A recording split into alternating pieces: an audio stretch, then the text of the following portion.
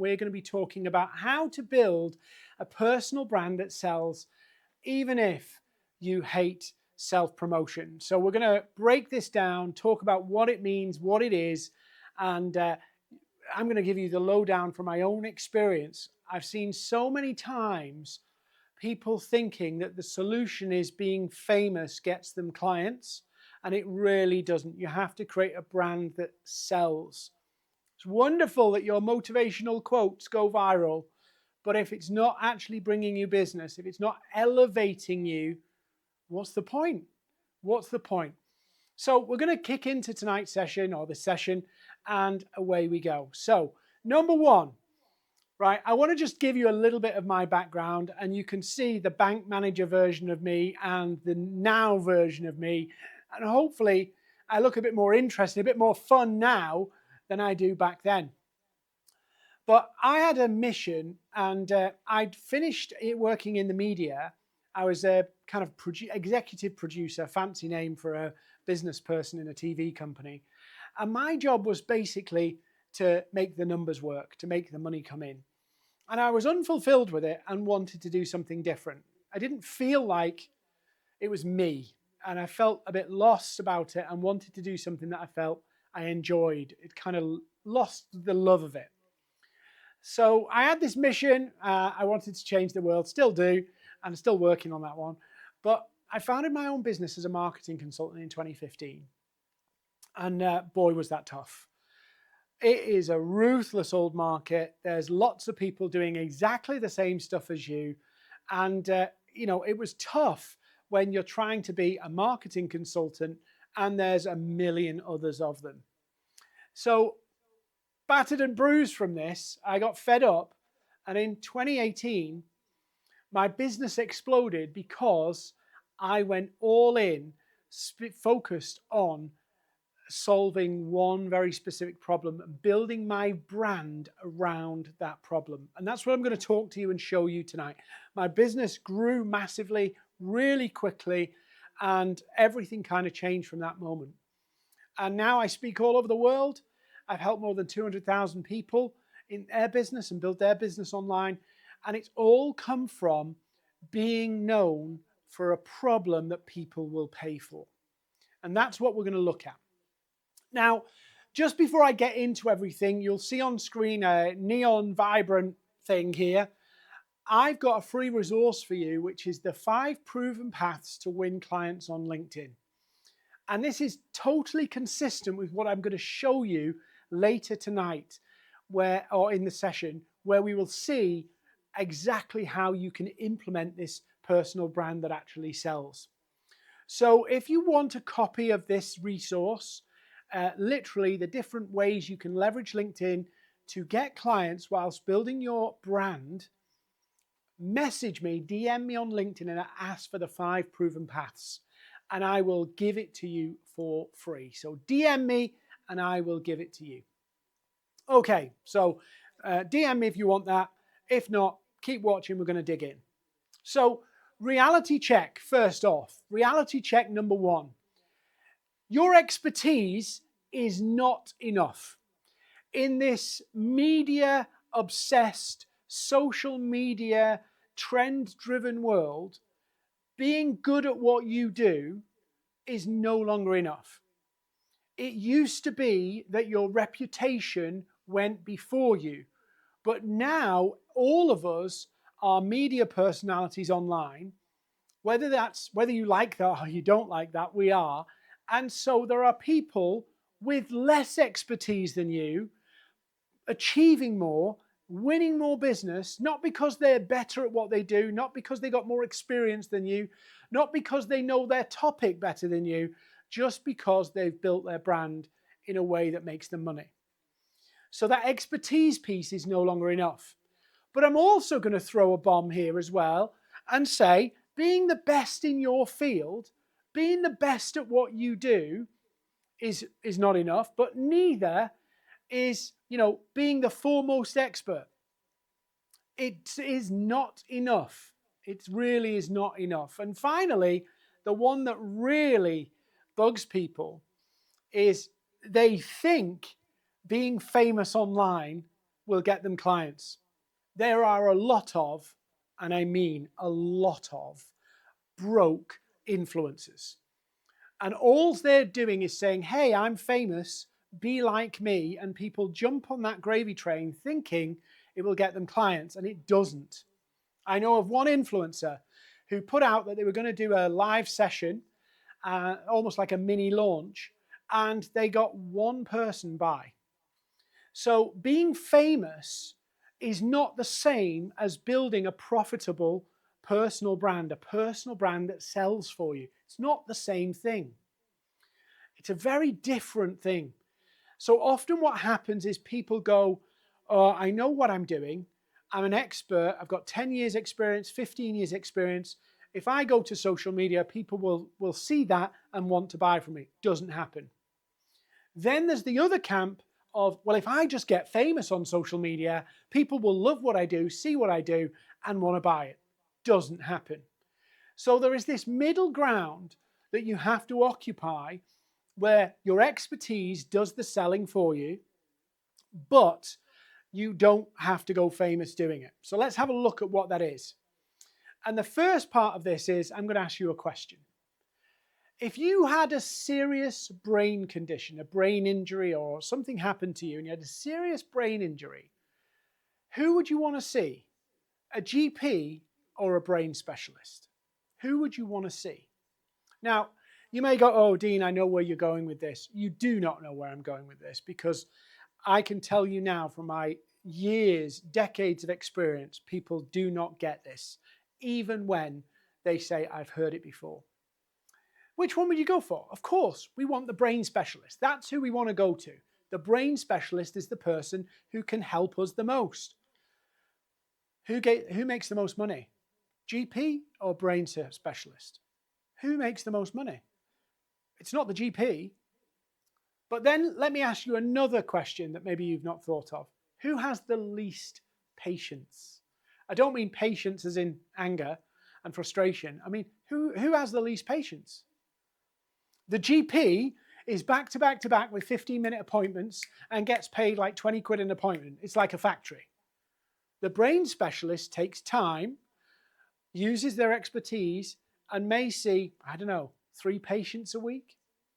Very, very different kind of approach to how you build a personal brand. And you'll say, Dean, I'm already niched down. Don't worry. I'm not talking about niching down. I'm talking about something slightly different, related. But think about it. Are you portraying yourself as a GP or a brain specialist? Which are you? Now, many people will tell me, oh, no, I'm the brain specialist. And then when I talk to them, they tell me a ton of different things about what they do that tells me they're not. But there's a universal law. Specialists make more money than generalists. You can't fight that. You can't be the odd one out. The specialists make more money than generalists. And if you are positioning yourself as a generalist, people won't see your value. They won't see why they need to work with you. They won't want to pay what you want to charge. And so you end up clumped in or lumped in with a load of other people exactly like you. So the key to a profitable personal brand, which we're going to look at, is not just, being famous. It's being known as the go-to person to solve a very specific problem. So the key to building a personal brand that sells is becoming what I call a sought-after specialist.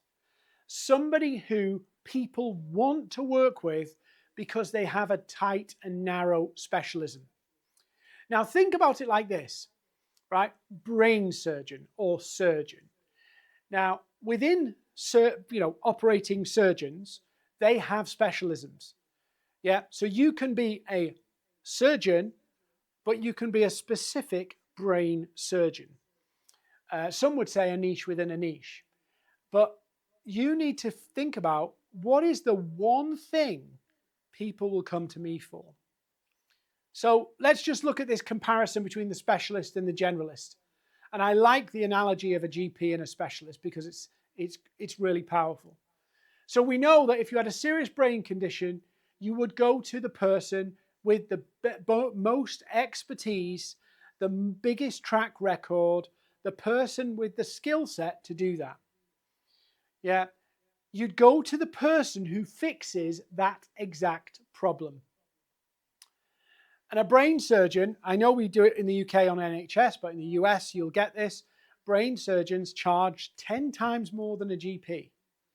Yeah. And people choose them out and seek them out because they solve a specific problem. They've got experience in treating and caring for somebody with that specific issue. So if we want to build that brand that actually helps people want to come and work with us, we've got to think, what's our brain surgery? What's our version of that brain surgery? A generalist, on the other hand, will often compete on price. It will be more volume driven, and the value will not be as high.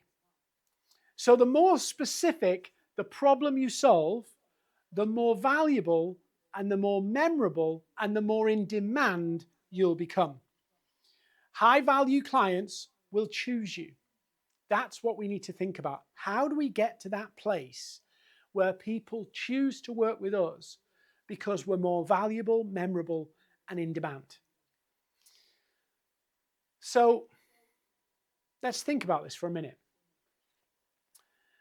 If you solve one clear problem, that makes you instantly recognizable, memorable, the go-to expert, but trying to solve everything will make you a generalist. And we know generalists don't make good money. It's a competitive market. Whereas when you're becoming that sought after specialist, you solve one thing. One thing. Now, some of you are looking at me and you're going, Dean, I can't do that because I won't get enough clients. The reason you're not getting clients right now, the reason you're not making the money that you should be making right now is because of that mindset. You know, when I was the marketing consultant, I struggled massively to get clients. I was knocked down on price. I got people wasting my time. I got all sorts of stuff going on. Then when I became a specialist in helping people win clients on LinkedIn, and I became and owned that specialism, guess what happened? People sought me out. People started to come to me because, Dean, you solve exactly the problem I've got. Well, you see, we think that if we appeal to more people, we will convert more people. It's not true. That's the fame mentality kicking in. If we get a bigger crowd, a broader crowd, we're obviously going to get more clients. It's not true. In reality, it's if I get a group of people, and let's face it, you don't need 100 clients. Most people watching me don't need 100 clients.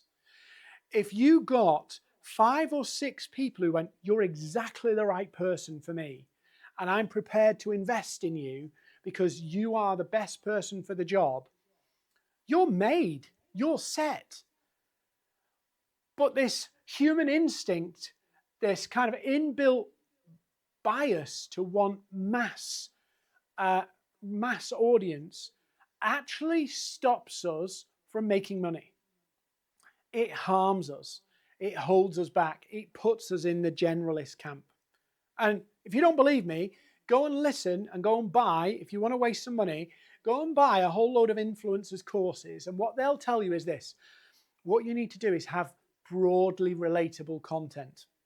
And I get that. If you want to go viral and if you want to reach more people, sure, broadly relatable content. But there's a reason why most influencers' conversion rates are so low is because broadly relatable content. Instead, if you want to optimize for demand creation and conversion, you need to think about who are the only people who matter, who can basically make me 150, 500,000 pounds or dollars in the next year. Who are those people? And you become the specialist for them. So let's have a look at how this works. And I want you to think about this like dominoes. And in my accelerator program, we have an accelerator that we deliver and help people build this out. Maybe I'll tell you a bit about that later. In that, this is the one problem we have to do a lot of work with people. You see, imagine those line of dominoes, and you've got, a whole row of dominoes, and you know how it works. You knock one over and they all come down. Now imagine you've got that stacked up. Content, lead generation, all of those tactical things are at the end of the dominoes. They're not at the beginning. What do I mean? Well, if you're standing in front of those row of dominoes, at the very front is a tiny domino, and they get progressively bigger. The tiny domino is the clarity. It's the one problem you solve. Think about it. And I'm sure you've seen these videos where you have a little tiny domino and they get progressively bigger, and literally a little domino knocks over, knocks over, knocks over, and at the end you've got this huge domino that knocks over. Yeah, you'll have seen the videos. At the front is the clarity on the problem you solve. If you get that clarity there, it starts to knock over all of the other dominoes. The bigger dominoes, your messaging, your content, your visibility, your authority, your client flow, come from that. Think about it. If I said to you, I can help you use LinkedIn, that's one thing to say. But if I can say I can help you win clients on LinkedIn, I can now appeal more specifically to a group who want clients. I can identify them. I can communicate with them and resonate with their challenges. I can write content speaking into their current situations, their frustrations.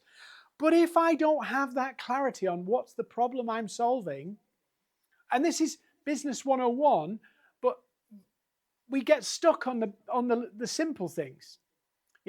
We get stuck on the things that are obvious, and the things that are complicated we seem to nail. If I cannot say what problem I'm solving at the beginning, all of those dominoes will not fall over. They'll just go everywhere. It just won't work. So clarity is the first domino that knocks everything else over. And that first clarity piece is, what's the one problem you're going to solve? What's the one problem you're going to solve? Because if you don't have that piece in place, you will require more and more effort to knock the other dominoes down.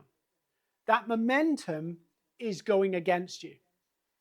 So solving one clear problem will make you more recognizable, obviously, more memorable, the go-to expert, but will avoid you falling into the trap of being samey like everybody else. So you need to think about this as clarity. The definition of what's the problem, the one problem I'm solving, becomes really important. So how do we do it? Let's look at how we do it. So I want to introduce you to a framework, and it's a really simple framework.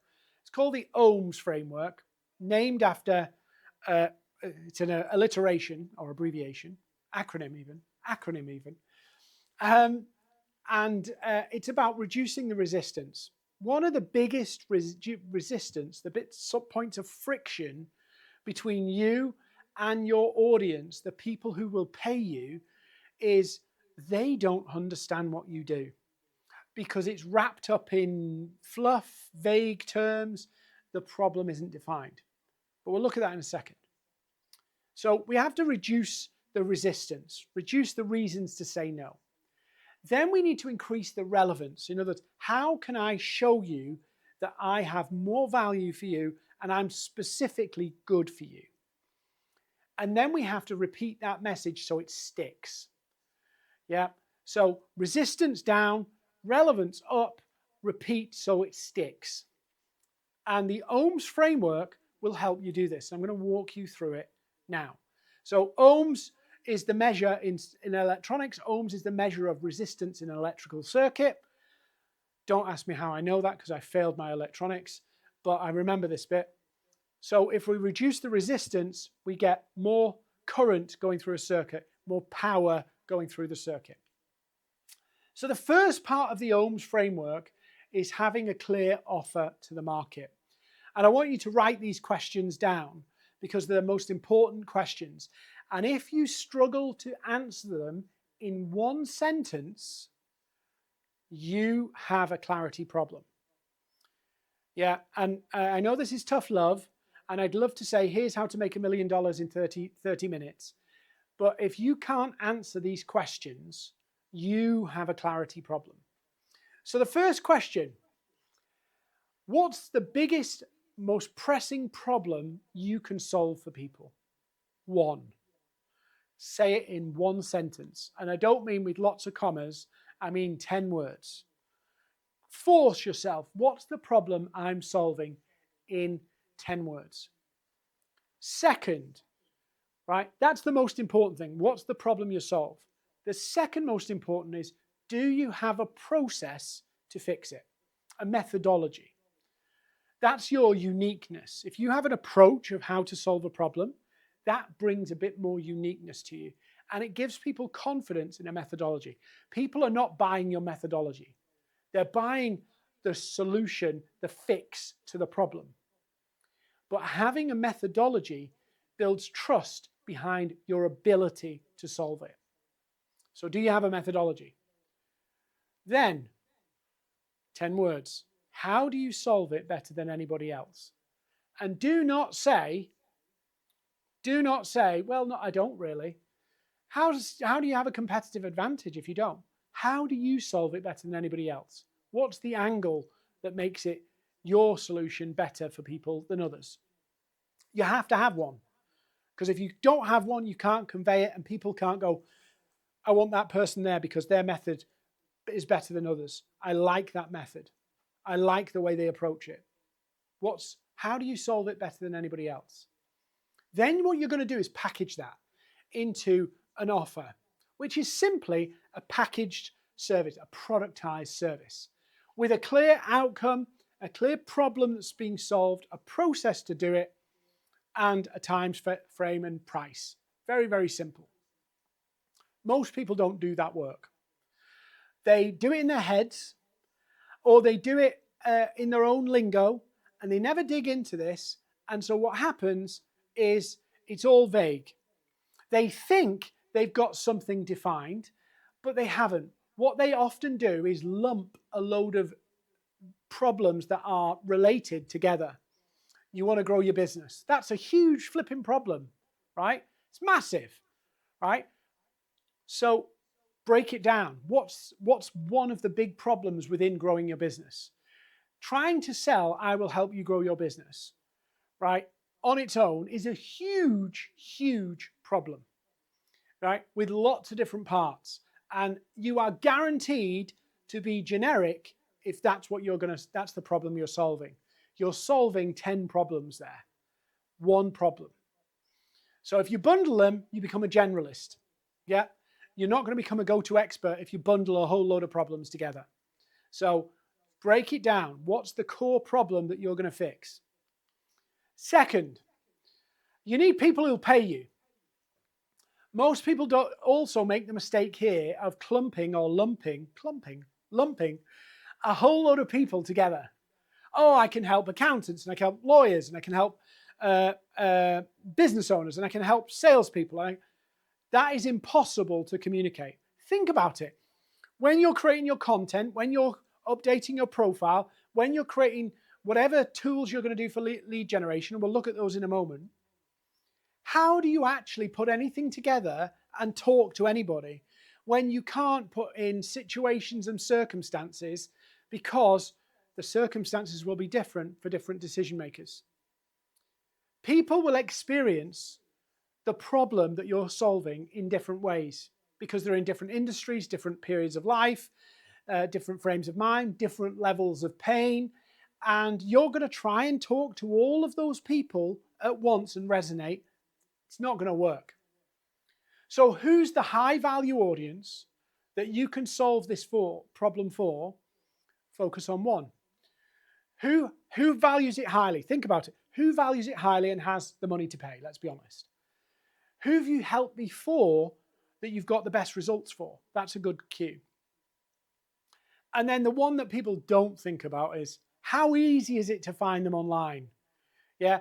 If I said, oh, well, I help CEOs called Adrian, who are around 55 years old in the manufacturing sector, good luck with that. I might be able to find them on LinkedIn. But what I want to do is to go, right, I want lawyers or partners of law firms. I can find them. They've got money, most of them, if they haven't got gambling debts. And funny story, I'll tell you about that at some point.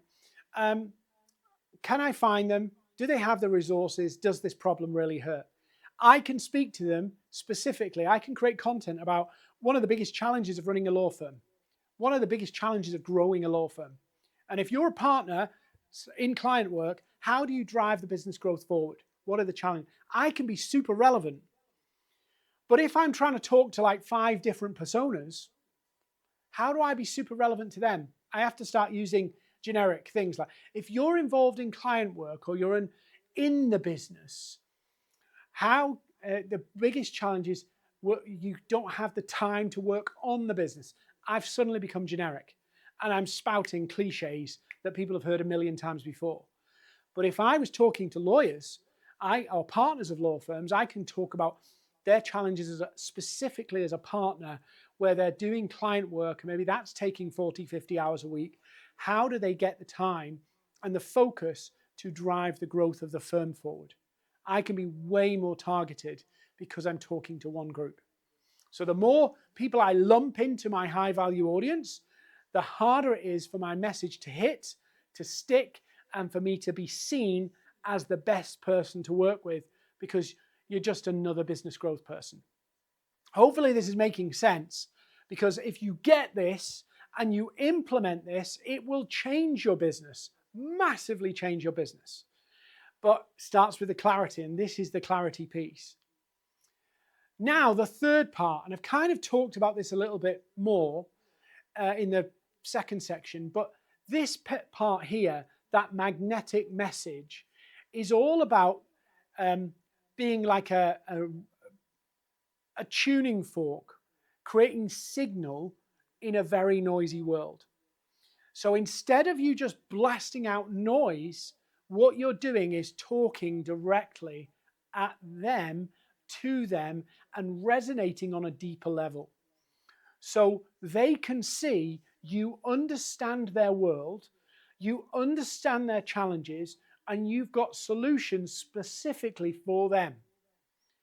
You are the sought after specialist. So don't just think about telling people you can help them. Think about, for those lawyers or whoever you choose, how's it impacting them? What happens if they don't solve it? What are the other things that are problems coming out of this main problem? What are the other things happening as a result? What does it feel like on a day-to-day as they're dealing and experiencing with this problem? And then the bit that we're not very good at, because we don't like to overpromise, good people don't like to overpromise, but you have to show them what the other side of this looks like. You have to start communicating and saying, if you work with me, this is what the new world can look like. This is what the other side of the fix could be. Because ultimately, people are not buying your fancy process. They're not buying the fact that you're a good expert. They're buying you because they are more certain that you can solve this problem for them than anybody else. They're buying your expertise, your knowledge, to basically shortcut them to the answer. In other words, they don't have to go on this long, drawn-out journey to learn lessons. They're hiring an expert who can help them, guide them through and avoid those pitfalls so they get to the result more quickly and they actually get there. So think about this not just on a facts and stats and information level. Think about what it feels like, what emotions are going through their world. What does it look like, smell like, feel like inside that business as that partner of that law firm is navigating? What does it feel like for them? That's your magnetic message. That's your content strategy. That's what's going to make this whole thing come together. So what's your magnetic message? Then the sexy part begins. When you've got all of these dominoes in a row and these dominoes are all lined up, then comes the sexy bit, the systems to sell. And like I said, I've got them listed down here. I'm going to briefly overview them, but if you DM me, direct message me on LinkedIn or wherever you're watching this, I will give you this. It's a document that explains the different paths to getting clients and helps you understand what works for who, how much time they take, and what's involved. So it's a free resource. Message me on LinkedIn or wherever you're watching this, and we will give that to you. But there are simply 5 paths that you can take to building a business. 5 paths where you are not kind of hunting, feast and famine behavior. So I've broke them down here and I'll go through them briefly, but if you want them, again, DM me and I'll give you the detail. So you need an efficient way to convert people from connections to clients or from followers to clients, whatever. You need that process. And it has to be a process that fits with your time. There is no good you going, I'm going to go full time on content, I'm going to grow my audience, and it takes you 10 to 20 hours a week, but you don't physically have the time. It's just nonsense. You're deluding yourself if you go down a route that you don't actually have the time for. It's a pipe dream. And there's a lot of money to be made in selling pipe dreams, but it doesn't actually make you any money. So there are 5 paths that you can go down. Number 1, webinars and events. It's been one of my go-tos forever because it allows me to mass add value to people, share my knowledge, show what I'm capable of. They get to know me as a person because in my accelerator, you work with me and my team, but you work with me. So if you don't get on with me and you buy, oh my God, we're going to have a nightmare. So if you hate my guts because of this webinar and you think I'm what so-and-so, please do not buy my stuff because we got to work together. So the webinars and the events are a great way of filtering people, but mass building your brand around your subject matter expertise. So they're brand building, but they're also lead converting. And my business, over the last 5 years, we doubled down on online webinars and events. And we doubled down on it because of the pandemic. But it's been huge in the growth of our business because we've been mass brand building around authority rather than fame. And we've converted leads, sales, clients, the works because of it. And we run it like clockwork. It's a system. It's not, oh, let's do a webinar. It's like, no, we got this happens. It's a machine. That's how client acquisition, that's how systems work. They are repeatable. They work within your business to bring you clients. Webinars and events, great. Love them. Then, depending on who's watching, there's social engagement and outreach. And this is leveraging relationship. So the power of relationship to create revenue. It's a bit more time consuming than the webinars and events, but it allows you to basically leverage your relationships to build a business. Now, I do a bit of this too. It's not for everybody because you do have to kind of talk to people. You have to be organized. But eventually you have a conversation, and on that conversation you find out if there's any room to work together. It's probably the softest kind of outreach you can do. So if you're a bit uncomfortable with outreach, but you need to be a bit more proactive, it is a great way to start. So it's quite soft, it's quite gentle, it's quite relationship driven. So most people can do it, and it's not that pushy or salesy. Third one, and this is the super salesy one, it's very proactive, very front-footed, very cut to the chase, is hyper-targeted outreach. Now, hyper-targeted outreach is quite simple. It's a shorter process. You get leads faster, but you have to be very, very super relevant. Research becomes powerful in this. So some of our team do this, particularly when we're talking to larger organizations. And it's very focused, very researched. There's no copy and paste in this, and it's highly personalized. So it's not copy and paste firing out messages. That game, by the way, is over. If people are still selling it, don't buy it. It doesn't work anymore. Yeah, so hyper-targeted outreach is like, I'm going to research that prospect, I'm going to get really focused, really understand their business, and then I'm going to send them a very personalized outreach. It's a bit more front-footed, a bit more forward, shall we say, a bit more salesy. It's probably the most successful thing you can do, but it's not for everybody. Yeah, particularly if you're selling your own expertise or you're selling your own services, it can feel a little uncomfortable. And so if it's feeling uncomfortable, let me just say this.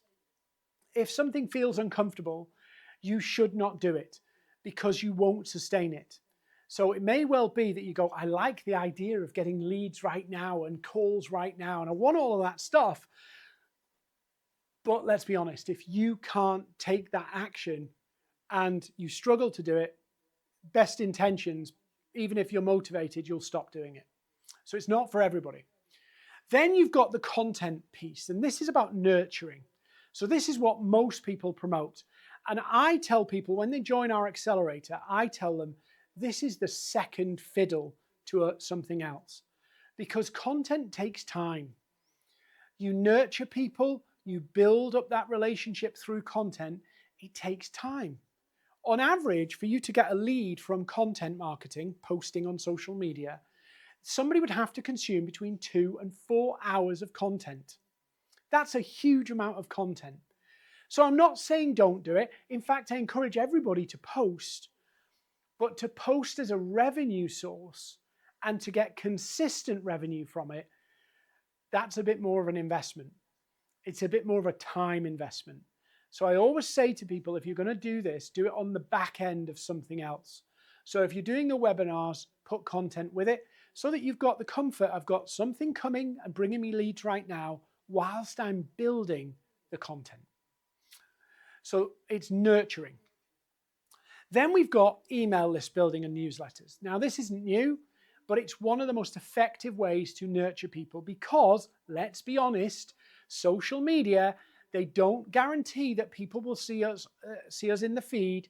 In fact, some people could see us for 3 days on the run and then not see us for 3 months. We have no control over it.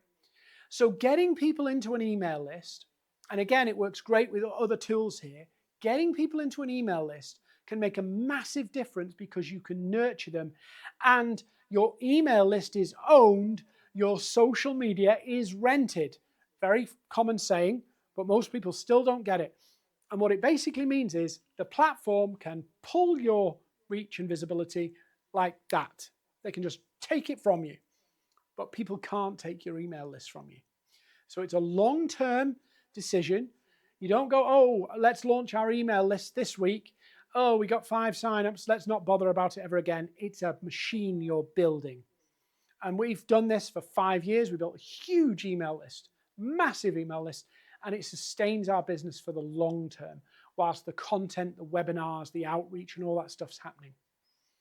So they're the 5 paths to winning clients predictably on LinkedIn. They actually work on other platforms too. And they come after all of the other things that you're doing. If you don't have the clarity, if you don't know who you're talking to, if you don't have the message, that all of that clarity problems in the first 3 parts here, they come into your lead generation.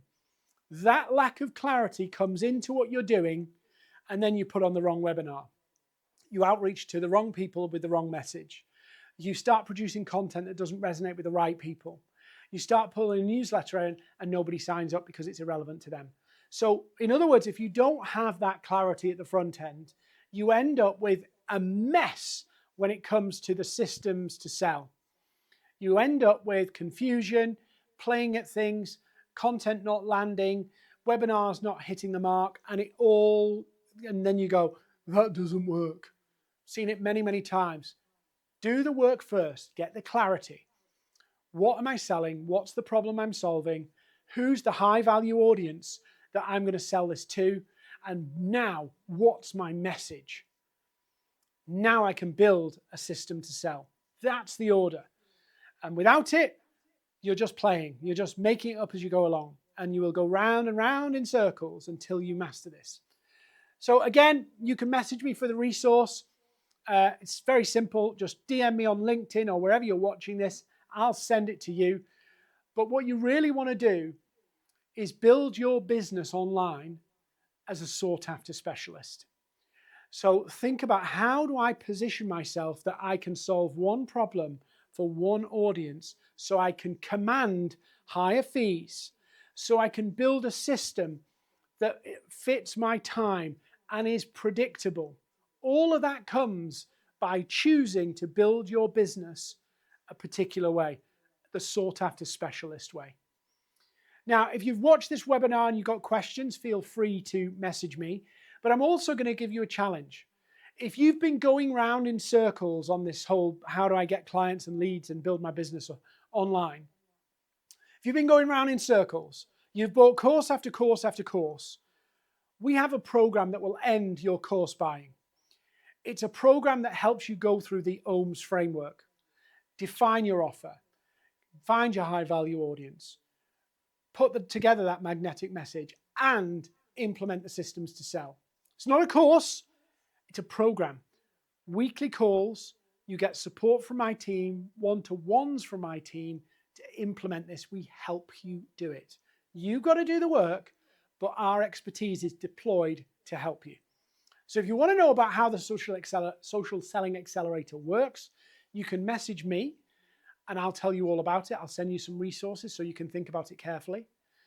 But you need to be a sought-after specialist. Offer, high-value audience, magnetic message, system to sell. That's how you build a personal brand that sells. And you don't have to, in brackets, get icky with the self-promotion. So thank you for watching. Hope this has been helpful. If you've got any questions, message me. If you want the free resource, DM me. If you want to know more about the accelerator, DM me. Thank you.